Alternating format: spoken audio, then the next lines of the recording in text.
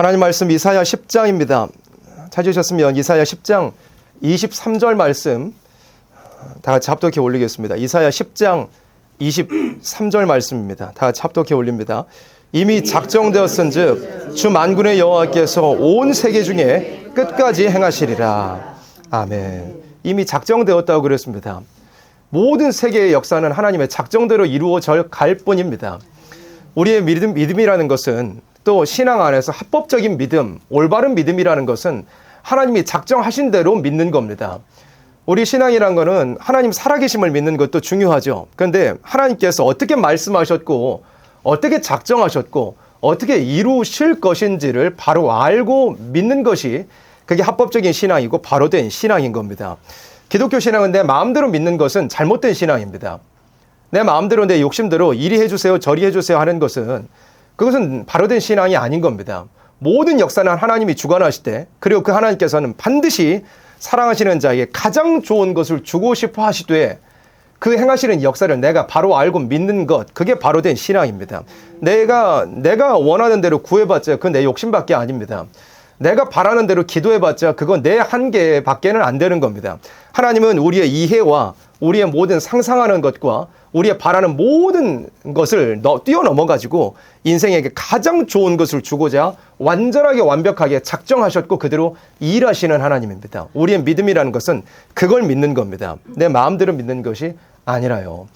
이사야 10장은 하나님의 작정이 무엇이고 세계 문제가 어떻게 흘러갈 것인지를 이사야 10장의 1절부터 끝절까지 다 말씀하셨습니다.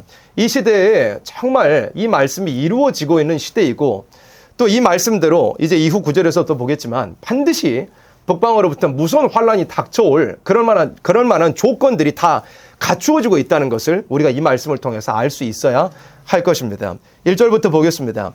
불의한 법령을 발표하며 불의한 말을 기록하며 빈핍한 자를 불공평하게 판결하여 내 백성의 가련한 자의 권리를 박탈하며 과부에게 토색하고 고아의 것을 약탈하는 자는 화 있을진지요.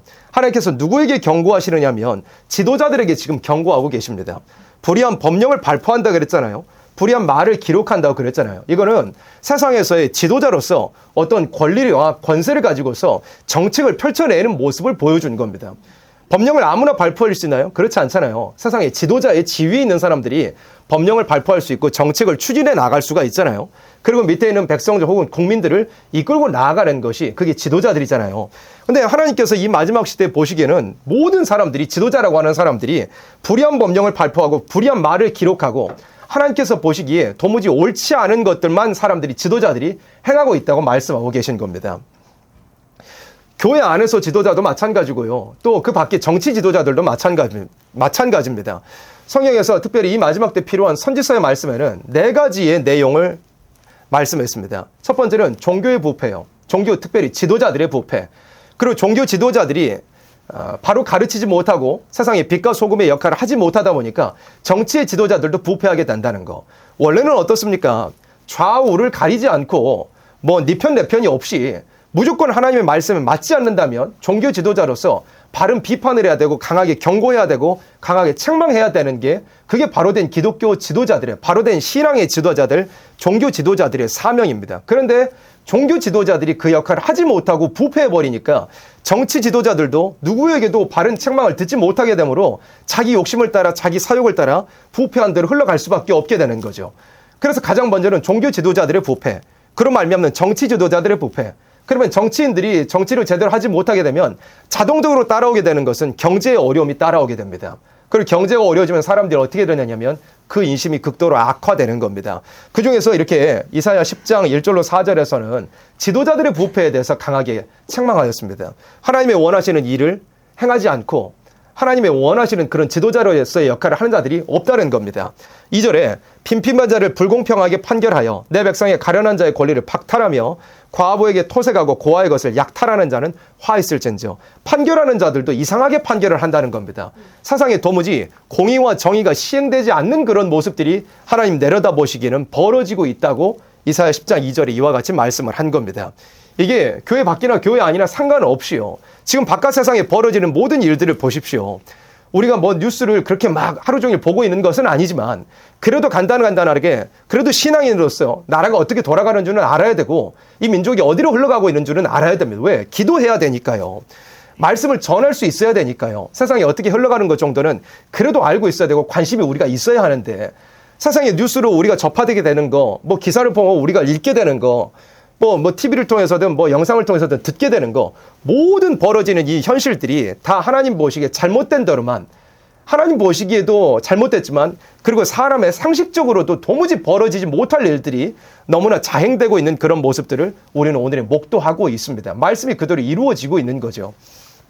재판관이라는 자들도 이상한 사상으로 치우쳐져서 잘못된 판결을 할 것이 뻔히 불을 보듯 보이고 있잖아요. 그렇다면 뭐 국회의원들이라고 바로 된 정책을 펼치고 있을까요?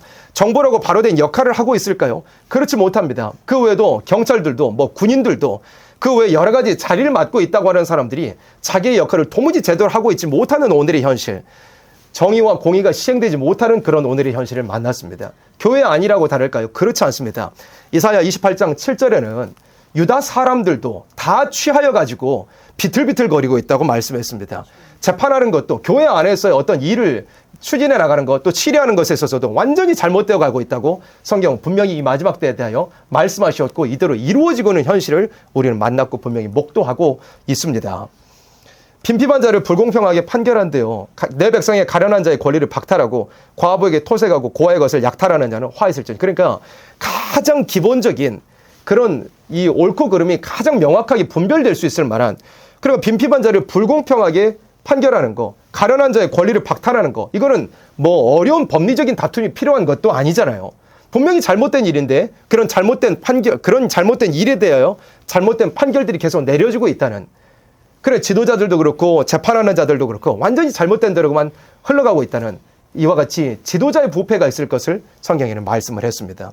그래서 3절에 너희에게 벌하시는 날에와 멀리서 오는 환난 때 너희가 어떻게 하려느냐, 누구에게로 도망하여 도움을 구하겠으며 너희 영화를 어느 곳에 두려느냐. 하나님께서 경고하시는 겁니다. 지도자의 부패를 경고하시는 거예요. 포로된 자의 아래 굽으이며 죽임을 당한 자의 아래 엎드러질 따름이니라. 이런 지도자들이 부패해가지고 만나게 될 환난 가운데서 어떻게 된다고요? 포로된 자의 아래에 숨어가지고 막 굽으려 있대요. 그리고 죽임당한 자의 시체 아래에 엎드려져가지고 숨어 있대요. 이런 무서운 환난 가장을 부패한 지도자들로 말미암아 이 세상이 당하게 될 것을 말씀하는 겁니다. 그럴지라도 여호와의 노가 쉬지 아니하며 그 손이 여전히 펴지리라. 이와 같이 말씀했습니다. 그렇게 지도자들이 부패한 이 마지막 때를 하나님께서 예언하셨고요. 그리고 그 부패를 하나님께서 어떻게 해결하실 것인지가 바로 5절 이하에 나와 있습니다. 지금 이렇게 세상이 혼란하고 너무 말도 안 되는 그런 부패들, 그런 불법들이 자행되고 있는 이런 현실들을 보면서 사람들이 이 생각 저 생각, 이런 기대와 저런 기대도 있겠죠. 특별히 신앙인들도 어떻게 하나님께서 역사하실까 궁금해하기도 하고 또 자기 나름대로 구하는 그런 기도들도 다들 있을 겁니다. 그런데 서두에 설명했던 것처럼 이런 혼란 가운데 하나님께서 어떻게 행할 것인지를 아는 것이 우리 신앙인으로서 가져야 될 바로된 신앙인 겁니다. 하나님께서는 이런 지도자들의 부패로 말미암아 시작된 온 세상의 부패를 하나님께서 어떻게 해결해 버리겠다고 말씀을 하셨느냐면 바로 북방으로부터 환란을 가져오겠다고 말씀하셨습니다. 5절에 이런 1절로 4절과 같은 지도자의 부패가 있었죠. 그리고 5절에 하나님의 방법이 무엇이냐면, 하나님의 작정이 뭐냐면 화 있을진저 누구요? 아수르 사람이요. 그는 나의 무엇입니까? 진노의 막대기요. 그 손의 몽둥이는 나의 분하니라. 하나님께서 진노하십니다. 하나님께서 분노하십니다. 그래서 그 손에 막대기를 드시고 그 몽둥이를 드셨다고 말씀했는데, 하나님께서 들어 사용하시는 막대기와 몽둥이, 지도자의 부패로 인하여서 하나님께서 진노하시고 분노하셨는데 그 사용하시는 막대기 몽둥이는 누구냐면 바로 아수르 사람이라고 그랬습니다. 선지서를 볼 때는 구약의 배경을 우리가 알아야 하는데, 구약의 이사야 선지자가 활동했을 당시에 아수르는 어디에 위치해 있었느냐면 바로 북방의 위치에 있었습니다. 실제로 구약의 역사에서도 하나님 백성들의 부패를 징치하시기 위하여 북방의 아수르라는 나라를 하나님께서 데려오시는 일이 분명히 있었습니다. 그래서 이 마지막 때도 하나님께서 구약에 미리 예고편으로 보여주셨던 역사와 동일하게, 그리고 구약의 선지자를 통해서 이와 같이 예언하신 것과 동일하게 마지막 때도 지도자들의 부패로 말미암아 세상이 망할 길로 갈 때 하나님께서 그 부패를 해결하시기 위하여서 북방의 세력을 불러오실 것을 이와 같이 예언케 하신 것입니다. 6절에 보세요. 내가 그를 보내어 한 나라를 치게 하며, 이 한 나라는 하나님, 구약으로 하자면 하나님 백성들의 나라였던 유다였습니다. 유다가 지도자들로부터 부패하니까 하나님께서 북방의 아수르를 불러다가 치게 하였던 겁니다. 내가 그에게 명하여 나의 노한 백성을 쳐서 탈취하며 노력하게 하며 또 그들을 가로상의 진을같이 짓밟게 하려 하거늘. 하나님의 작정이 바로 이겁니다. 오늘 말씀의 제목이 하나님의 작정과 세계 문제잖아요.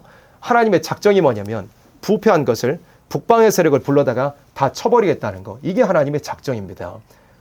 우리의 믿음이라는 것은 하나님께서 이와 같이 행하실 것을 알고 믿는 겁니다. 지도자들이 부패했잖아요. 그런 말하면 세상이 다 잘못된 대로 가고 있잖아요. 종교든 정치든 온 세상이 다요. 그런데 이거 해결하는 거요, 하나님께서 북방 세력 불러와서 그 부패한 거 다 없애버리겠다고 말씀한 겁니다. 다른 어떤 방법으로 되지 않습니다. 세상에 어떤 유능한 지도자가 나와서 어떤 기독교적인 바로된 사상을 가진 지도자가 나와가지고 이 세상을 회복시킨다거나 이 부패한 것을 뒤집어 엎는다거나 그렇게 세상이 되는 것이 아닙니다. 하나님께서 하나님의 방법으로 구약의 미리 예고편으로 보여주셨던 대로 북방의 강한 세력을 불러와가지고 무서운 환란을 가져오게 해가지고 이 부패한 세상을 하나님께서 심판하실 것을 분명히 작정하셨다고 그랬습니다. 이게 하나님의 해결의 방법입니다. 부패를 해결하는 방법이요. 이 말씀대로 우리가 믿는 겁니다. 다른 인간 방법, 나의 기대, 나의 소망을 가지는 것이 아니고요. 하나님께서 이 북방의 세력을 막대기와 몽둥이로 사용하셔서 부패한 자들을 치시겠다고 말씀하셨습니다. 그래서 이 말씀을 토대로 볼 때 우리가 시기는 절대로 알 수 없습니다. 바로된 신앙은 날짜를 꼽는 것이 아닙니다. 절대로 하나님께서 작정하신 북방으로부터 환란이 언제 올지 사람은 절대 알지 못합니다. 그러나 분명히 언제든 하나님 작정하신 때에 사람이 알지 못하는 때에 북방으로부터 환란이 올 것은 분명한 사실입니다. 이사야 선지자만 이렇게 이사야 10장에 북방을 들어서 하나님이 부패한 세상을 치시겠다는 거 이사야 선지자만 말씀하는 게 아니었습니다. 이사야 다음에 예레미야 선지자도요. 예레미야 1장 14절에 여호와께서 내게 이르시되 재앙이 북방에서 일어나 이 땅의 모든 거민에게 이 말이라. 예레미야 선지자에게 말씀했습니다. 그러면 에스겔 선지자는 아예 북방으로부터 환란이 닥쳐 와가지고 포로된 상태에서 선지자 활동을 했었습니다. 다니엘 선지자도 북방으로부터 환란을 당해가지고 포로된 상태에서 선지자 활동을 했던 사람이고요. 그리고 다니엘 11장 40절에도 북방 왕이 이 마지막 때 쏟아져 환란을 가지고 내려올 것이라고 다니엘 선지자도 예언했습니다. 호세아 선지자도 북쪽 이스라엘에 대해서 예언할 때 아수르의 북방 세력을 불러다가 부패한 북쪽 이스라엘을 치시겠다고 말씀을 했어요. 요엘 2장에도 북방에 무서운 군대가 쏟아져 내려올 것을 예언했고요. 아모스 선지자도 북쪽 이스라엘이 저기 다메섹 밖으로 아수르 사람들에게 붙잡혀 가게 될 것을 말씀했습니다. 미가 5장에서도 이사야 선지자와 똑같은 시대에 활동했던 미가 선지자도 아수르의 무서운 환란, 북방에 무서운 환란이 올 거라고 예언했습니다. 하박국 선지자도 하박국 1장에 하나님께서 북방의 세력을 일으켰다고 분명히 예언한 바가 있습니다. 그래서 이사야 선지자뿐만 아니라 모든 선지자들이 공통적으로 부패한 하나님의 백성과 부패한 세상을 징치하기 위하여 특별히 지도자의 부패로 말미암아 잘못 가게 된 온 세상을 하나님께서 치시기 위하여 북방의 세력을 불러 사용하시겠다고 하나님 분명히 모든 선지자를 통하여서 말씀했습니다. 그러면 7절 이어서 보겠습니다. 하나님께서 그 북방의 세력을 사용하시겠다고 말씀했는데 7절에 그의 뜻은 이같지 아니하며, 이 그는 누구냐면 북방의 세력입니다. 북방의 세력은 그의 뜻은 이같지 아니하며 그 마음의 생각도 이같지 아니하고 오직 그 마음에 허다한 나라를 파괴하며 멸절하려 하여. 그러니까 하나님께서 북방의 세력을 몽둥이로 막대기로 사용하시는데 정작 사용을 받는 입장에 있는 북방의 세력은 자기가 누구에게 쓰임받는지도 사실 모르고 있는 겁니다. 그러면서 뭐라고 이야기하느냐면 8절에 이르기를 나의 방백들은 다 왕이 아니냐. 그러니까 자기 그 북방 왕이 있을 것 같다면 그 왕의 신하들이 다른 나라들로 비하면 다 왕들 수준이라 이거예요. 그렇게 교만한 상태에 있다는 걸 말씀한 겁니다. 9절에 갈로는 갈그미스와 같지 아니하며 하맛은 아르밧과 같지 아니하며 사마리아는 다메섹과 같지 아니하냐. 이 구절은 무슨 뜻이냐면 그 구약 당시에 여러 지명들이 나와 있는데 갈로, 갈그미스, 하맛, 아르밧, 그 다음 다메섹은 아수르가 집어삼켰던 나라인 아람의 유력한 그 성읍들을 말씀하고 있습니다. 그리고 사마리아는 아수르가 또한 집어삼킨 북쪽 이스라엘의 수도를 가리키고 있습니다. 무슨 뜻이냐면 북쪽에 가장 강한 세력 아수르가 있었고요. 아수르가 그 밑에는 자기보다 작은 세력인 아람이나 이스라엘을 다 삼켜버린 역사적 사실이 있었습니다. 그러고 나서 이제 유다만 한 나라만 덜렁 남아있게 된 거예요. 아수르의 입장에서는 자기가 하나님께 쓰임받는다는 것도 모른 채 내가 아람도 집어삼켰고 이스라엘도 집어삼켰는데 저 조그만한 나라 유다 하나 내가 집어삼키지 못할까 봐 그런 교만한 생각을 가지고 있더래요. 10절에 내 손이 이미 신상을 섬기는 나라에 미쳐나니 그 조각한 신상이 예루살렘과 사마리아의 신상보다 우승하였느니라. 그래 자기가 아람을 집어삼켰었거든요. 그래서 아람의 신들이 저기 뭐 유다나 이스라엘이나 예루살렘 저자들이 섬기는 신들보다 더 나았어. 그래서 내가 아람도 집어삼켰는데 그보다 못한 신들을 섬기고 있는 이스라엘이나 유다를 내가 예루살렘을 내가 집어삼키지 못할까? 이런 말을 하고 있다는 겁니다. 하나님의 작정도 알지 못한 채로요. 11절에 내가 사마리아와 그 신상의 행함같이 예루살렘과 그 신상에게 행치 못하겠느냐 하도다. 북방의 세력은 자기가 누구에게 쓰임받는지도 모르고 이렇게 교만한 상태에 있다고 그랬습니다. 그래서 하나님께서 구약에 북방의 아수르의 세력을 사용하신 바가 있었는데 이 마지막 때도 동일하게 이 예언대로 북방의 세력을 사용하셔서 이 세상의 부패를 해결하실 것이 분명한데 정확하게 이 북방의 세력이 누구냐면 이 7절로 11절까지 본 것처럼 하나님을 도무지 인정하지 않는 세력들입니다. 그걸 이 시대에 어떤 사상적인 표현을 하자면 무신론 세력인 겁니다. 북방에 위치하여 있고요. 하나님께서 자신을 사용하시는 것도 모른 채 다만 쓰임을 받을 뿐인 북방의 무신론 세력들을 하나님께서 사용하신다고 말씀을 한 겁니다. 하나님께서 이 부패를 해결하기 위하여 하나님의 어떤 군대를 마련해가지고 이 부패를 없애는 게 아니라 하나님께서 저 북방에다가 하나님을 인정하지 않는 무시무시한 북방의 세력을 준비해가지고 무신론 세력을 준비해서 모든 부패를 해결할 것이라고 하나님이 이렇게 작정해 두셨습니다. 그게 하나님의 이 마지막 때를 향한 작정인 겁니다. 12절에 보세요. 그러므로 주 내가 나의 일을 시온산과 예루살렘에 다 행한 후에 부패한 자들을 다 하나님께서 심판해 버린 후에 그 다음에 어떻게 하십니까? 아수르 그러니까 북방 왕의 완악한 마음의 열매와 높은 은혜의 자랑을 벌하리라 이겁니다. 하나님의 작정은 이겁니다.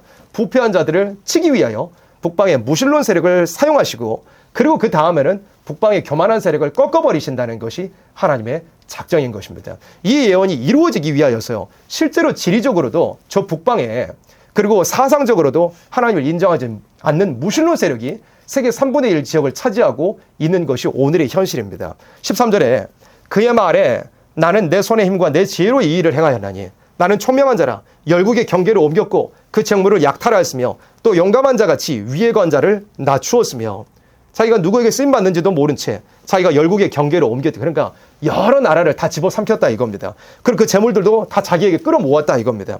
14절에 나의 손으로 열국의 재물을 얻은 것은 새의 보금자리를 얻음 같고 온 세계를 얻은 것은 내어버린 알을 주움 같았으나 그러니까 이게 그만큼 뭐 표현하자면 시군좀 먹기 같았다 이겁니다. 날개를 치거나 입을 벌리거나 지저귀는 것이 하나도 없었다 하는도다. 어떻게 크게 대항하는 자들이 아무도 없을 만큼 북방의 세력이 강하게 세계를 집어삼킬 것을 예언한 겁니다. 15절에 도끼가 어찌 찍는 자에게 스스로 자랑하겠으며 톱이 어찌 켜는 자에게 스스로 큰 차하겠느냐. 이는 막대기가 자기를 드는 자를 움직이려 하며 몽둥이가 나무 아닌 사람을 들려함과 일반이로다. 자기를 사용하시는 분이 누군지도 모르고 이렇게 교만하여 있다는 표현입니다. 그러므로 주 만군의 여호와께서 살찐 자로 파리하게 하시며 그 영화의 아래에 불 부는 것 같이 맹렬히 타게 하실 것이라. 그래서 하나님께서 이런 교만한 북방의 세력을 잠시 사용하였다가 하나님께서 꺾어버릴 것을 말씀을 하셨어요. 17절에 이스라엘의 빛은 불이요 그 거룩한 자는 불꽃이라. 하루 사이에 그의 형극과 진리가 소멸되며 그 삼림과 기름진 밭의 영광이 전부 소멸되리니 병인이 점점 쇠약하여 감 같을 것이라. 그 삼림에 남은 나무의 수가 희소하여 아이라도 능히 계산할 수 있으리라. 17절에 이스라엘의 빛은 불이요 그 거룩한 자는 불꽃이라 그랬잖아요. 이것은 하나님의 사랑하시는 종들을 사용해가지고 불과 불꽃처럼 사용해서 북방에 잠시 사용했던 세력들을 하나님께서 물리치게 하실 것을 예언한 것입니다. 그래서 이 바로 다음 장에도 이사야 11장 말씀을 쭉 이어서 보면 하나님께서 사용하시는 그 종들에게 여호와의 신을 강림케 하사 그 입에 막대기로 원수를 친다. 그 입의 기운으로 원수를 죽인다는 그런 말씀이 나와 있습니다. 그래서 이 17절의 말씀은 하나님의 택한 종들을 사용해가지고 저 북방에 잠시 사용했던 세력들을 물리치게 하실 것을 말씀하신 것입니다. 그리고 그 다음 구절에 20절에 그날에 이스라엘의 남은 자와 야곱 족속의 피난한 자들이 다시 자기를 친자를 의뢰치 아니하고 이스라엘의 거룩하신 자 여호와를 진실이 의뢰하리니 남은 자 곧 야곱의 남은 자가 능하신 하나님께로 돌아올 것이라. 부패한 것을 북방의 세력을 들여다 하나님께서 치시지만 그 가운데 남은 자들이 있을 거래요. 22절에 이스라엘이여 내 백성이 바다에 모래가 들지라도 남은 자만 돌아오리니 넘치는 공의로 회멸이 작정되었습니다. 아무리 하나님 백성이 많은 것 같아도요, 그 가운데 남는 자들은 소수일 것을 말씀했습니다. 그리고 23절에 보세요. 우리가 처음에 합독했던 말씀이죠. 이미 작정되었은즉 주 만군의 여호와께서 온 세계 중에 끝까지 행하시리라 그랬습니다. 그래서 구약에는 유다라고 하는 한 나라에 대해 하나님께서 행하시는 일이었다면 이 마지막 때는 온 세계 끝까지 행하시는 하나님의 작정이 이와 같다는 겁니다. 그래서 세상은 사람이 뭐 믿든지 믿지 않든지 상관없이요, 뭐 북방환란에 대하여서 이단이라고 하든지 말든지 상관없이요, 하나님의 작정대로 세상의 역사는 반드시 이루어질 것입니다. 하나님께서는 이 부패한 세상을 징치하시기 위하여 북방의 세력을 들어쓰겠다고 작정하셨고 그 작정이 온 세계 중에 끝까지 행하실 것이라고 분명히 말씀하셨습니다. 24절에 주 만군의 여호와께서 가라사대 시온에 거하는 나의 백성들아 아수르 사람이 애굽을 본받아 막대기로 너를 때리며 몽둥이를 들어 너를 칠지라도 뭐라고 하셨죠? 그를 두려워 말라 하셨습니다. 내가 불구해 불구는 머지않아 내기는 분을 그치고 노를 옮겨 그들을 멸하리라 하시도다. 만군의 여호와께서 채찍을 들어 그를 치시되 잠시 사용했던 북방의 세력을 다시 쳐버리시되 오랫반석에서 미디안 사람을 쳐 죽이신 것 같이 하실 것이며 막대기를 드시되 바다를 향하여 애굽에 드신 것 같이 하실 것이라. 그때 기드온이 사사기 7장의 말씀을 보면 오랫반석에서 미디안의 그 대적들을 쳐서 없이 했잖아요. 그리고 모세가 홍해를 향하여 지팡이를 드니까 막대기를 드니까 그 애굽의 군대가 다 수장되어 버렸잖아요. 그때와 같이 마지막에 하나님께서 북방의 세력을 물리쳐 주겠다는 말씀입니다. 27절에 그날에 그의 무거운 짐이 네 어깨에서 따라고 그의 멍에가 네 목에서 벗어지되 기름진 까닭에 멍에가 부러지리라. 하나님께서 적군을 물리쳐 주실 것을 말씀한 겁니다. 또 28절에 보세요. 아수르 왕이 아야스에 이르러 미그론을 지나 믹마스의 치중을 머무르고 영을 넘어 게바에서 유숙하며 라마는 떨고 사울의 기브아 사람은 도망하도다. 딸 갈레마 큰 소리로 외칠지어다. 라이사야 자세히 들을지어다. 가련하다 너 아나도시여. 만메나 사람은 피난하며 게빔 거민은 도망하로다. 이날에 그가 노베에서 쉬고 딸 시온산 곳 예루살렘을 향하여 그 손을 흔들리로다 그랬어요. 여기서 나온 여러 가지 지명들이 있는데 우리가 성경을 읽어봐도 조금 생소한 지명들이기는 합니다. 이 지명들은 아수르 왕이 그 유다까지 치러 내려가기 위해서 가는 과정에서 집어삼켰던 그런 지역 지명들을 이야기한 겁니다.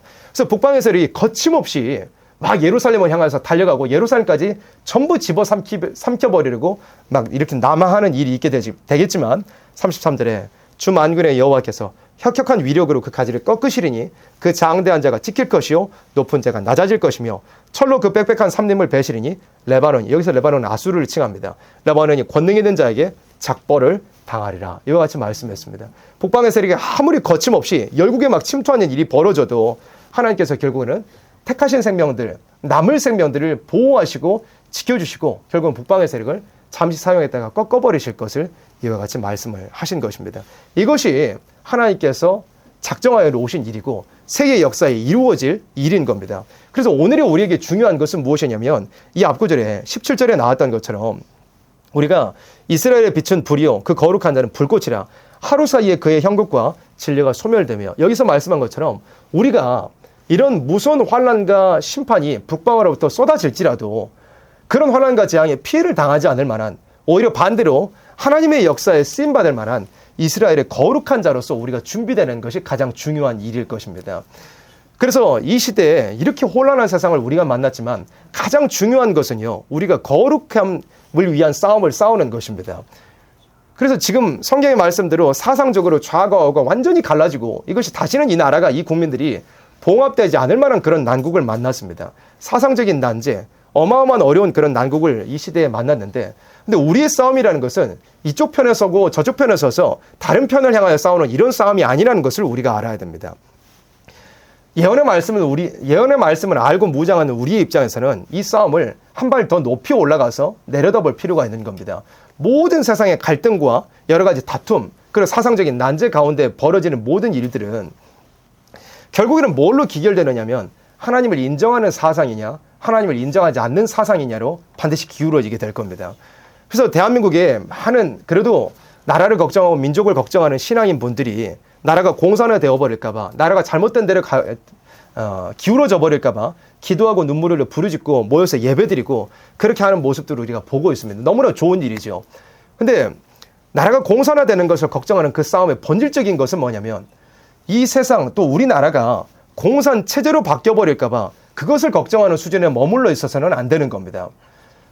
우리의 싸움이라는 것은 어떤 싸움이냐면 공산 체제화로 바뀌어 버릴까봐 그것을 걱정하는 것도 물론 있어야 되겠지만, 그러나 우리의 싸움의 본질이라는 것은 뭐냐면 그 공산주의 사상 자체와 싸우는 싸움이 되어야하는 겁니다.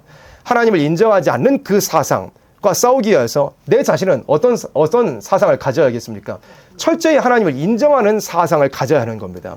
이 사상은 체제 간의 갈등, 그리고 체제 간의 다툼을 이야기하는 것에 우리 기독교인들이 들어가야 된다는 의미가 아니고요.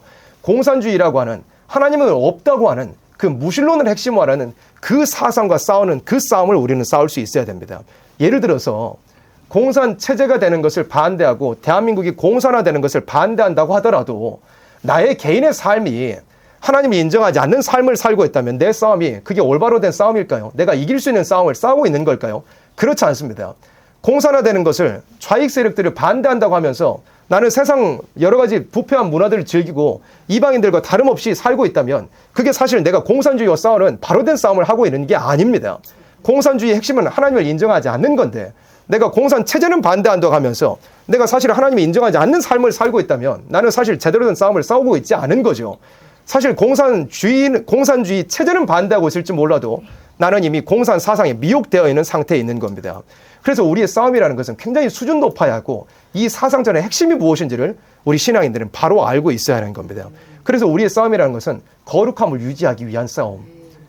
하나님을 인정하고 모든 상황에, 모든 시간에, 모든 장소에 항상 하나님과 멀어질까 봐 두려워하는, 하나님을 경외하는 그런, 또 하나님 앞에 바로 서기 위하여, 하나님 앞에 거룩히 하기 위하여, 그 거룩함을 유지하고 지켜나가기 위하여 이 세상의 혼란에 휩쓸리지 아니하고 이 부패한 지도자들이 펼쳐낸 여러 정책에 우리가 또 미혹받지 아니하고 사람들이 잘못된 사상으로, 하나님이 없다고 하는 사상으로, 좌든 우든 상관없이 하나님이 없다고 하는 사상으로 기울어지고 있는 이런 가운데 우리가 거기에 같이 이끌려가지 아니하는 것, 그렇게 우리 자신의 거룩함을 지켜나가는 것이 하나님의 작정하신 일, 그리고 세계의 역사를 이루어 가시는 일 가운데 우리가 보호받고 남을 자 되는 그런 준비를 갖추는 것이라고 할 수 있겠습니다.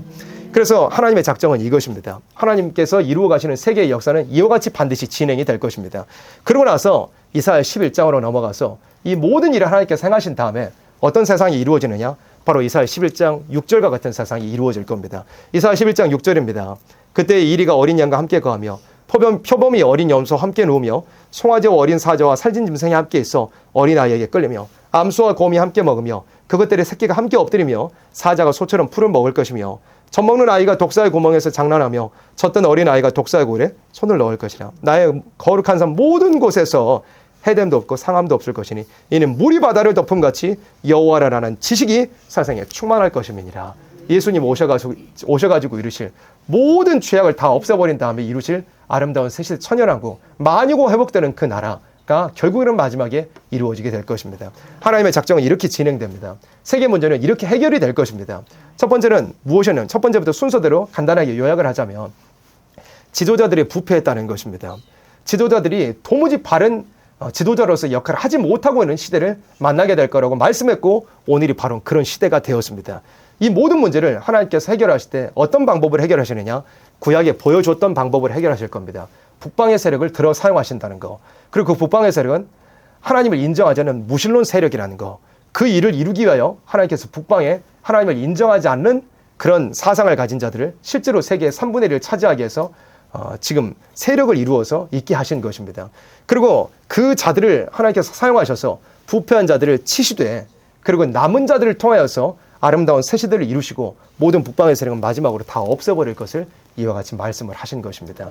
그래서 우리의 믿음이라는 것은, 우리가 믿는 믿음이라는 것은 하나님께서 행하실 일을 알고 믿는 겁니다. 하나님의 역사는 반드시 이와 같이 이루어질 것입니다. 두렵고 떨리는 것은 무엇입니까? 이렇게 부패한 가운데 하나님께서 반드시 북방의 환란을 가져오신다는 겁니다. 그래서 더 두렵고 떨리는 마음으로 그만큼 세상이 혼란해지고 세상이 참 하나님 보시기에 또 성경 말씀에 비추어 볼 때 너무나 가증하게 잘못된 대로 흘러갈수록 우리는 또 두려워하는 마음이 있어야 됩니다. 하나님 작정하신 북방으로부터의 환란이 점점 다가오고 있다는 거예요. 그럴수록 우리는 스스로를 돌아봐야 되겠죠. 내 자신이 그 북방의 환란을 이길 만한 사람으로서 거룩한 자로서 준비되고 있는가?